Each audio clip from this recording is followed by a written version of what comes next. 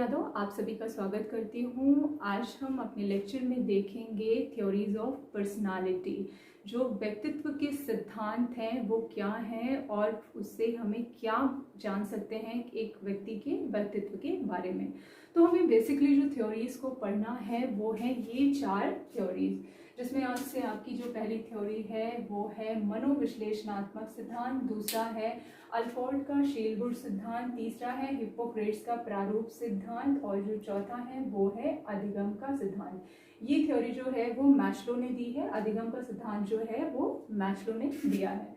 तो हमारा जो सबसे पहला सिद्धांत है वो है आपका फ्रायड का मनोविश्लेषणात्मक सिद्धांत। ये सिद्धांत को सिगमंड फ्रायड ने दिया है और इन्होंने अपने इस विश्लेषण में ये बताने की कोशिश की है कि अगर हम किसी व्यक्ति के व्यक्तित्व को जानना चाहते हैं, अगर हम किसी व्यक्ति की पर्सनालिटी के बारे में जानना चाहते हैं तो हमें उसकी मन स्थिति का विश्लेषण करना चाहिए। ये सारी थ्योरीज इसलिए निकाली गई थी ताकि हम एक व्यक्ति के व्यक्तित्व को जान सके और भावी जीवन में अगर कोई व्यक्ति किसी मानसिक बीमारी से ग्रस्त होता है तो ये सारी थ्योरीज उसके इलाज के लिए भी प्रयोग की जाती थी। स्पेशली सिगमंड फ्रायड की मनोविश्लेषणात्मक सिद्धांत का प्रयोग उस समय मानसिक बीमारियों से जूझ रहे व्यक्तियों की मनस्थिति को जानकर उनके इलाज के लिए प्रयोग किया जाता था। तो सिगमंड फ्रायड ने ये बोला है कि हमें अगर किसी की पर्सनालिटी को जानना है तो हमें उसके मन का विश्लेषण करना चाहिए, तभी हम उसकी पर्सनालिटी को जान पाएंगे। तो उन्होंने अपने विश्लेषण में ये बताया है कि जो एक व्यक्ति होता है उसकी जो मन की स्थिति होती है, उसका जो मन होता है उसमें 3 अवस्थाएं होती हैं, जिसमें से आपका होता है एक चेतन मन, दूसरा होता है अर्धचेतन मन और तीसरा होता है अचेतन मन। चेतन मन में आपका इड होता है, अर्धचेतन मन में ईगो होता है और अचेतन मन में सुपर ईगो होता है। और ये जो इड है वो आपका जन्म से हमारे मन में डेवलप होने लगता है। ये जन्म से डेवलप होता है, ये आपका 3 वर्ष से डेवलप होना शुरू होता है और जो आपका अचेतन है सुपर ईगो है वो आपका 5 वर्ष की अवस्था से डेवलप होना शुरू हो जाता है। हमारा जो चेतन मन है ये हमेशा हमें इंस्टेंट हम पर असर डालता है। यदि हमारी कोई इच्छा, हमारे मन में कोई इच्छा आती है तो अचेतन मन हमें तुरंत उस इच्छा को पूरा करने के लिए प्रेरित करता है। चेतन मन को इस चीज से कोई फर्क नहीं पड़ता कि हम उसको कैसे पूरा करेंगे, वो रास्ता सही हो या गलत हो। चेतन मन का सिर्फ इतना मतलब होता है कि उस इच्छा को हमें तुरंत से तुरंत पूरा करना है। लेकिन आपका जो अर्धचेतन मन है, हमने पहले चेतन मन को देखा, फिर हम अब अचेतन मन को देखेंगे, उसके बाद हम देखेंगे कि अर्धचेतन मन क्या है। चेतन मन हमें तुरंत इंस्टेंट हम पे असर डालता है कि हमें इस इच्छा को तुरंत पूरा करना है। लेकिन जो अचेतन मन है वो होता है आपका मोरालिटी पर बेस्ड होता है। इसका मतलब ये होता है कि अगर हमारे मन में कोई इच्छा आई है तो हम उसको पूरा करने के लिए मोरालिटी का सहारा लेंगे और यदि वो पूरा करना मॉरल है तो हम करेंगे, उसको हम किसी भी गलत तरीके से पूरा नहीं करेंगे। लेकिन इन दोनों के बीच में जो संघर्ष की स्थिति आती है, इन दोनों के बीच में जो संघर्ष की स्थिति आती है उसको कंप्लीट करने का या उसको पूरा करने का काम करता है आपका अर्धचेतन मन। चेतन मन और अचेतन मन के बीच में एक जो पुल का काम करता है वो काम करता है आपका अर्धचेतन मन। अर्धचेतन मन का मतलब ये होता है कि हम इड को भी सेटिस्फाई करेंगे और हम अचेतन मन सुपर ईगो को भी सेटिस्फाई करेंगे। अर्धचेतन मन एक बीच का रास्ता निकालता है कि ताकि आपकी इसको भी बुरा ना लगे, इसको भी बुरा ना लगे और हम उस काम को कर लें। जैसे कि मोरालिटी का ये होता है कि नहीं, इस काम को नहीं करना है, इसका है कि मुझे करना ही करना है। लेकिन अर्धचेतन मन का मतलब ये होता है कि हम करेंगे लेकिन इसको सही तरीके से करेंगे। जैसे कि मान लीजिए मुझे भूख लगी है, मैं बाहर गई हूँ, मुझे भूख लगी है, मेरे पास पैसे नहीं है, तो मैं ये कोशिश करूँगी, आपका जो और आपका जो चेतन मन है वो आपको प्रेरित करेगा कि आप जाइए चोरी कीजिए और चोरी करके खाइए। इससे कोई फर्क नहीं पड़ता कि ये सही है या गलत है, इसका मतलब सिर्फ इतना होता है कि आपकी इच्छा की पूर्ति होनी चाहिए। लेकिन जो अचेतन मन है वो आपको ये बोलेगा कि चाहे आप भूख से मर जाएं लेकिन आप चोरी नहीं करेंगे। लेकिन जो अर्धचेतन मन है वो आपको ये बताएगा कि जो रास्ता हम ले रहे हैं, हम कौन सा ऐसा रास्ता है जो ले सकते हैं। जैसे कि अर्धचेतन मन हमें ये बताएगा कि हम जाएं और विनम्र निवेदन करके किसी से खाना ले सकते हैं और हम उसे ये बता सकते हैं कि आज मेरे पास पैसे नहीं हैं, कल मैं इसका पेमेंट कर दूंगा। तो इन दोनों के बीच का जो पुल है वो ये है अर्धचेतन मन। अर्धचेतन मन हमें बीच का रास्ता दिखाता है कि हम क्या कर सकते हैं। इसीलिए उन्होंने बोला है कि व्यक्ति का व्यक्तित्व इसी पे डिपेंड करता है, इसी पे निर्भर करता है कि एक व्यक्ति आगे चल के क्या बनेगा। यदि किसी के मन में चेतन मन का प्रभाव ज़्यादा है तो वो हमेशा एक गलत पर्सनालिटी के रूप में डेवलप होके सामने आए। यदि अर्धचेतन मन की प्रवृत्ति उसमें ज़्यादा है तो वो हमेशा बैलेंस बना के चलेगा और एक अच्छा व्यक्तित्व का व्यक्ति बनेगा।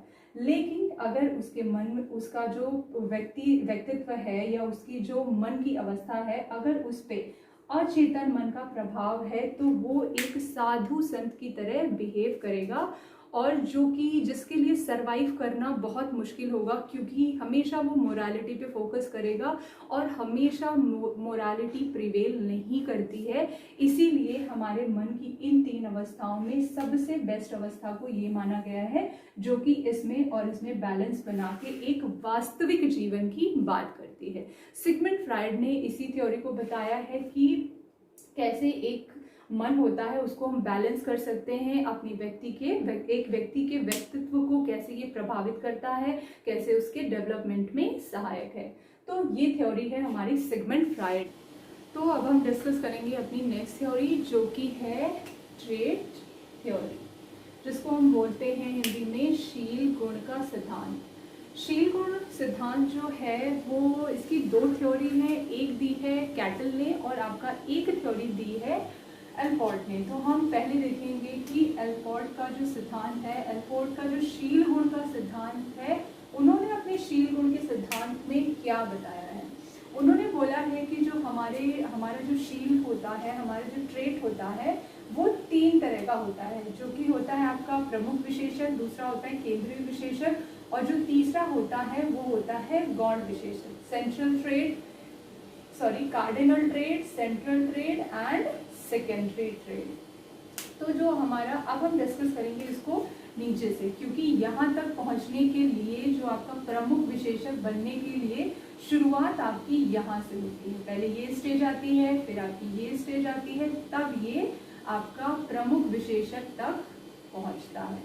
तो हम देखते हैं सेकेंडरी ट्रेट। हमारा जो सेकेंडरी ट्रेट है वो आपका किसी परिस्थिति में किसी प्रकार का व्यवहार करना, किसी प्रकार की क्रिया या प्रतिक्रिया करना आपका कहलाता है सेकेंडरी ट्रेट या गौण विशेषक। इसका मतलब ये होता है कि मान लिया कोई छोटा बच्चा है, वो बचपन से जो व्यवहार करना शुरू करता है उसको हम बोलते हैं कि वो उसका जो सेकेंडरी ट्रेट है या गौण विशेषक है, क्योंकि उसने अभी सीखना शुरू किया है, अभी उसकी पर्सनालिटी का पूरी तरीके से डेवलपमेंट हुआ नहीं है। मान लिया कोई बच्चा है, वो गुस्से में हर बार जब एक तरीके का व्यवहार करना शुरू कर देगा तब उसका जो ये विशेषता है या जो गौण विशेषक है वो केंद्रीय विशेषक बनना शुरू हो जाएगा।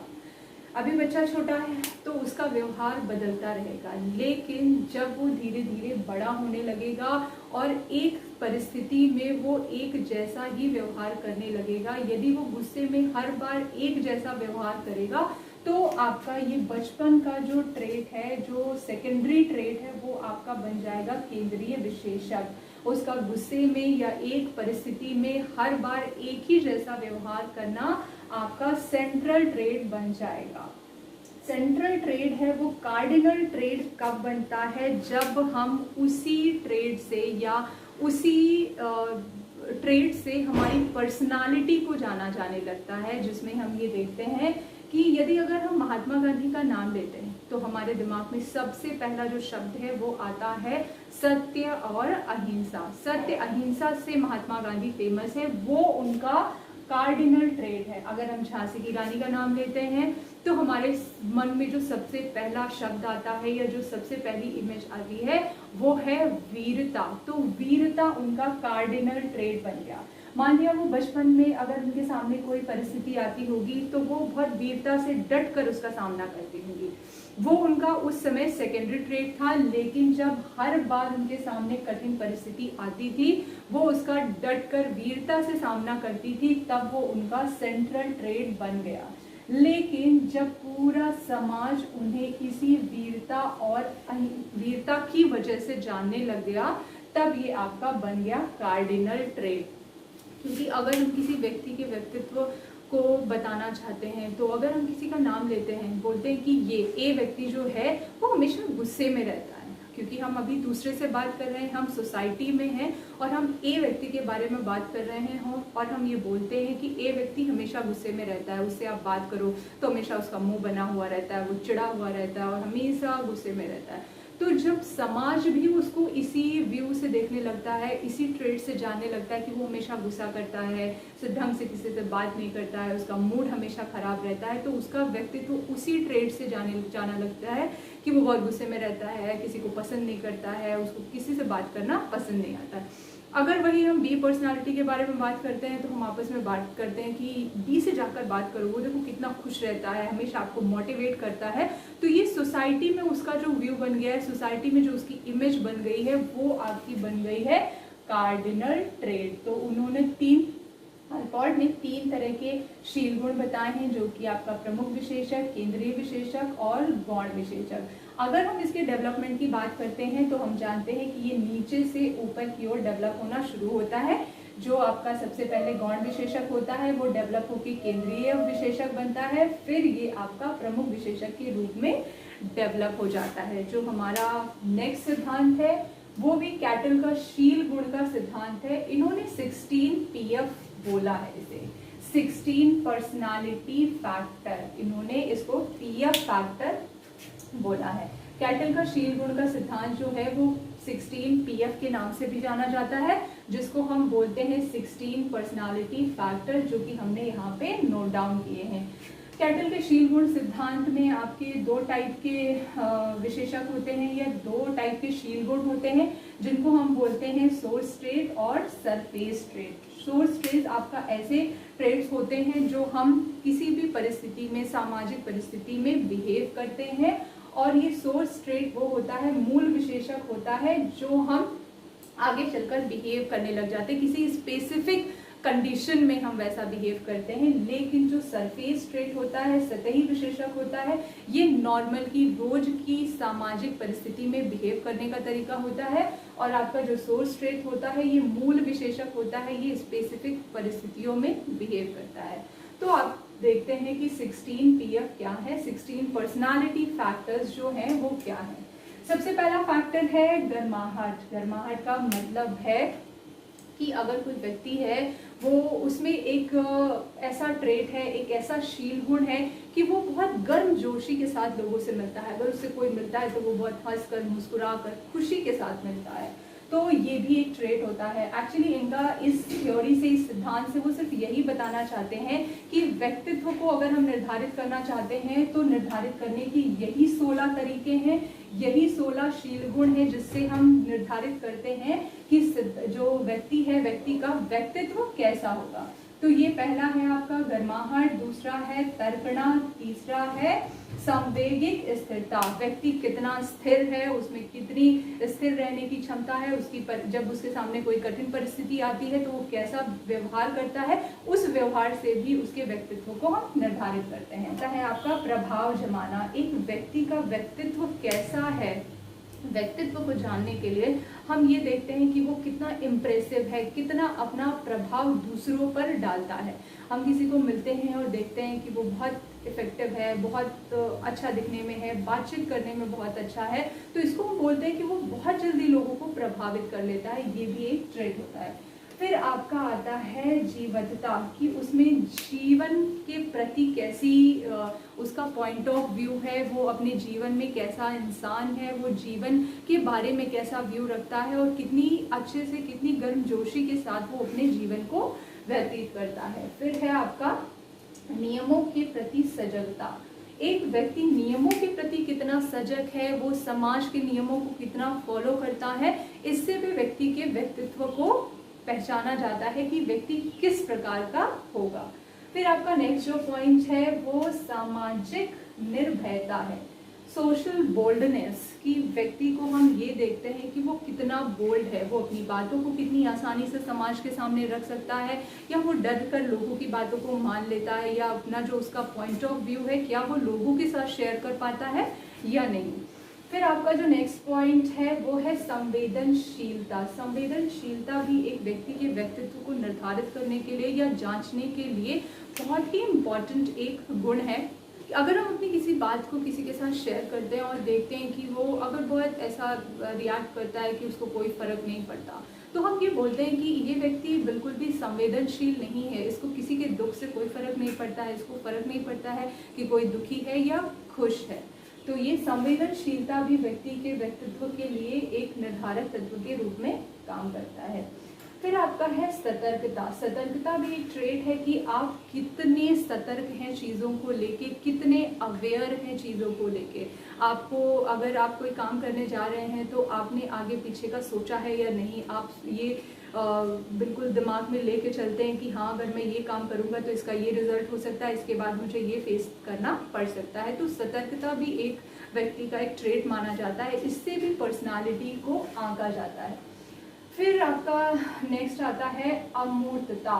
वो कितना, अमूर्तता से मतलब है कि हम हमेशा इमेजिनेशन में रहते हैं, हम हमेशा एक रियलिटी से कहीं हट के हम रहते हैं, हम हमेशा अपनी इमेजिनेशन में रहते हैं कि ऐसा करेंगे ऐसा करेंगे, तो इसको हम बोलते हैं कि अमूर्तता। और हमेशा आप ऐसा मानते हैं या हमारा ऐसा मानना है कि जो व्यक्ति हमेशा इमेजिनेशन में रहता है, रियलिटी में नहीं रहता है, उसको बोलते हैं कि वो एक कुंठित व्यक्ति है या उसकी पर्सनालिटी का पूरी तरीके से डेवलपमेंट नहीं हो पाया है, इसीलिए वो हमेशा इमेजिनेशन में रहता है, ख्याली पुलाव पकाता रहता है। तो ये है।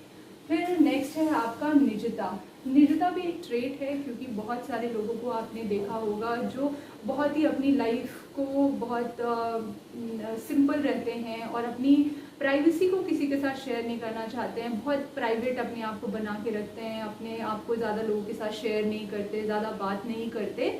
तो ये भी एक ट्रेट होता है एक पर्सनालिटी को आंकने के लिए कि व्यक्ति कितना बात करता है किसी से, कितना खुद को संभालता है, कितना अपने जीवन को निजी रखता है, ये भी एक ट्रेट कैटल ने बताया है। फिर है आपका नेक्स्ट पॉइंट आशंका। आशंका से मतलब है कि व्यक्ति कितना हमेशा कंफ्यूजन में रहता है, उसको हमेशा आशंका रहती है कि अगर मैं ये करूँगा तो ये सही होगा या नहीं, मैं ये करूं तो सही होगा या नहीं, हमेशा कंफ्यूजन में रहता है, जो कि एक व्यक्ति के व्यक्तित्व को आंकने के लिए एक पॉइंट है, एक ट्रेट है। इससे भी हम पता लगा सकते हैं, अगर आप किसी व्यक्ति को देखते हैं, उसको कोई काम बोला गया कि आपको ये काम करना है, अब वो ये इस कंफ्यूजन में है कि मैं इनकी बात मानूं या नहीं मानूं, मैं इनका ये काम करूं या नहीं करूं। तो आशंका भी आपकी पर्सनालिटी को डिफाइन करने के लिए कहीं ना कहीं एक ट्रेट है, जिससे हम ये पता लगाते हैं कि ये व्यक्ति कंफ्यूज है, ये इसकी पर्सनालिटी का पूरी तरीके से डेवलपमेंट नहीं हो पाया है, या इसकी पर्सनालिटी का टाइप क्या है। फिर जो आपका नेक्स्ट पॉइंट है वो है बदलाव हेतु तैयार। ये भी एक ट्रेट है, कैटल का ये मानना है कि ये भी एक ट्रेट होता है हमारे अंदर कि हम बदलाव के लिए कितनी जल्दी तैयार हैं, हम अपने आप को बदलने और जैसी परिस्थितियाँ हमारे आसपास आती हैं हम उसको अपने आप को बदलने की क्षमता रखते हैं या नहीं रखते हैं। फिर आपका नेक्स्ट है वो है आत्मनिर्भरता। आत्मनिर्भरता को भी कैटल ने एक पर्सनालिटी फैक्टर के रूप में बताया है कि एक व्यक्ति आत्मनिर्भर है या नहीं, उसके अंदर कितनी क्षमता है आत्मनिर्भर होने की, ये भी एक पर्सनालिटी का फैक्टर है। फिर है आपका सर्वश्रेष्ठता। वो कितना परफेक्ट है, एक परफेक्शन भी आपकी पर्सनालिटी को डिफाइन करता है, पर्सनालिटी को आंकने का एक हिस्सा माना जाता है। ये ट्रेड जिसके अंदर हम देखते हैं कि हाँ ये काम एक व्यक्ति है, जो ए नामक एक व्यक्ति है, वो हमेशा परफेक्शन के साथ काम करता है। जैसे कि आमिर खान को बोला जाता है कि वो अपनी जितनी भी मूवी बनाता है एकदम परफेक्शन के साथ बनाता है, तो उसको बोलते हैं कि हाँ ये बहुत परफेक्ट पर्सन है, इसकी जो मूवीज़ होती हैं वो बहुत परफेक्ट हैं। तो वो बोलते हैं कि उसके अंदर एक ट्रेट है, उसके अंदर एक शील गुण है, वो उसकी पर्सनालिटी को डिफाइन करता है। आपका जो नेक्स्ट पॉइंट है वो तनावग्रस्तता है, टेंशन है। तो टेंशन भी, तनावग्रस्तता भी आपकी पर्सनालिटी को डिफाइन करता है, आपका एक ट्रेट हो सकता है। क्योंकि बहुत लोगों को हम देखते हैं कि अगर हम बात करते हैं तो बोलते हैं कि यार ए पर्सन है, वो हमेशा टेंशन में रहता है, उसको पता नहीं किस चीज़ की परेशानी रहती है, अच्छा होगा तो भी वो टेंशन में है, बुरा होगा तो भी वो टेंशन में है। तो ये भी एक आपका ट्रेट हो सकता है पर्सनालिटी को डिफाइन करने के लिए। तो कैटल ने अपने जो शील गुण का सिद्धांत है उसने 16 तरह के ट्रेड बताए हैं जो पर्सनालिटी को डिफाइन करने के लिए आपका ये सारे ट्रेड्स को इन्होंने बताया है कि ये इतने ट्रेड्स हैं जो हमारी पर्सनालिटी को डिफाइन करते हैं। और अल्फोर्ड ने बताया है कि हमारे 3 तरह के ट्रेड होते हैं, आपका कार्डिनल ट्रेड, सेंट्रल ट्रेड और सेकेंडरी ट्रेड। और जो बचपन से शुरुआत होती है यहाँ तक पहुँचने की जो प्रोसेस है वो आपका सेकेंडरी ट्रेड से पहुँचता है सेंट्रल ट्रेड पे, सेंट्रल ट्रेड से पहुँचता है कार्डिनल ट्रेड पे, तब जाके हमारी एक पर्सनालिटी डेवलप हो पाती है। तो 2 थ्योरीज को हमने देख लिया है। आपका पहला हमने देखा है सिगमंड फ्रायड की थ्योरी, फिर दूसरी हमने देखी है शील गुण का सिद्धांत। अब हम अपने नेक्स्ट लेक्चर में देखेंगे आपका प्रारूप का सिद्धांत और आपका अधिगम का सिद्धांत। नेक्स्ट लेक्चर में टाइप थ्योरी और लर्निंग थ्योरी देखेंगे। तब तक के लिए धन्यवाद।